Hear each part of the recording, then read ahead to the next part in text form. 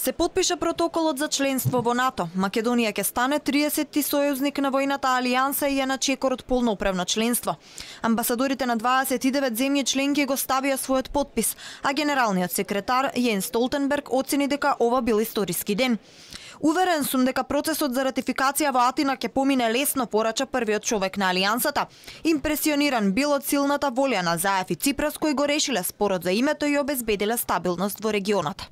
Ова беше тежок пат исполнет со компромиси. Долго време чекавме да ни се приклучите во семејството. Учествувате во мисиите на НАТО и ги исполнивте реформите потребни за да станете 30-та членка на НАТО. По потпишувањето следува процесот на ратификација и не се сомневаме дека ќе биде ратификуван во сите држави членки. Очекуваме да ги продолжите реформите потребни и за членство во Европската Унија, со која делиме заеднички вредности. Во следните денови конечно ќе го решиме последниот спор што го имаме со еден наш сосед, кажа Димитров, мислејќи на последната фаза од имплементацијата на Преспанскиот договор.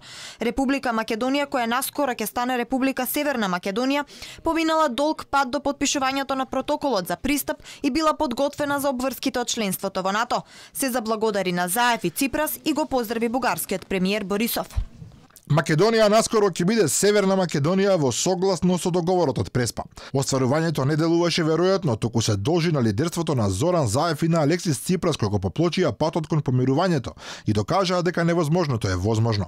Го поздравувам бугарскиот премиер Бојко Борисов поради договорот за добрососедство, што исто така придонесе за овој чин. Патувањето не е завршено, но веќе не сме сами, туку со 29 сојузници.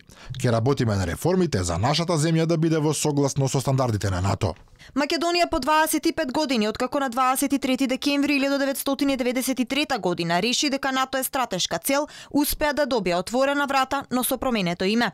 Процесот не завршува тука. За земјата да стане полноправна членка, мора да се изврши ратификација на членството во сите 29 земји сојузници.